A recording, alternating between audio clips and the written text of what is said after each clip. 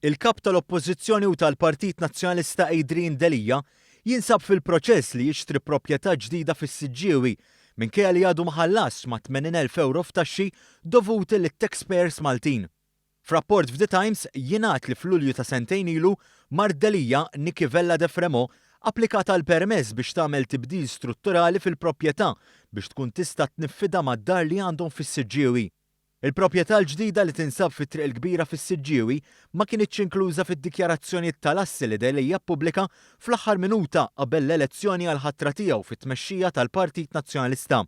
F'din id-dikjarazzjoni tal-assi jingħad li huwa kellu jagħti lil banek aktar minn 700,000 euro f'self fuq id-dar u self ieħor personali. Huwa kellu jagħti wkoll aktar minn 100,000 euro fi ħlasijiet għal ħlasijiet dovuti f'karti tal-kreditu u ħlasijiet oħrajn.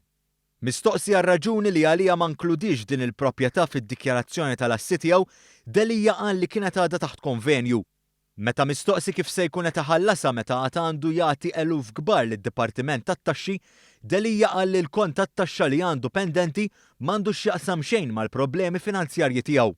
Waqt li stqar li se jkun qiegħed iħallas it-taxxi dovuti, Delija li mis-sibt sar ukoll il-kelliem il-ġdid tal-Ġustizzja qal li din il-kwistjoni m'għandax taqsam xejn mal-oħra.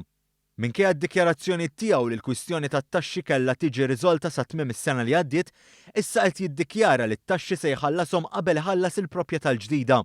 Dan jikkontradixxi wkoll dak li qalet kelliem għal Delija s-sena li għaddiet meta sostniet li t-taxxi dovuti minn Delija ma tħallsux għax kellu problemi finanzjarji. Id-dikjarazzjoni tal-assi ta' Delija turi li waqt li l-kap tal-Oppożizzjoni Adrian Delija ma ħallas ċenteżmu taxxa dovuta s-sena 2015, naqas ukoll milli jħallas ammont sostanzjali għas-sena ta' qabel bil-kont jitlaq għal aktar minn 80,000 euro. Il-kap nazzjonalista qal li l-proprjetà l-ġdida se jipprova jħallasha b'self mill-bank. Qal li jekk ma jirnexxilux jagħmel dan se jipprova jħallas b'mezzi oħra.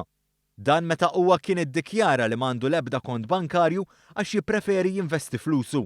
Minn barra djun li għandu mad-Dipartiment tat-Taxxa, Delija huwa wkoll responsabbli flimkien ma' martu u s-sieħba fin-negozju tiegħu għal dejn ta' aktar minn 7 miljun euro għal żvilupp ta' proprjetà f'Għawdex.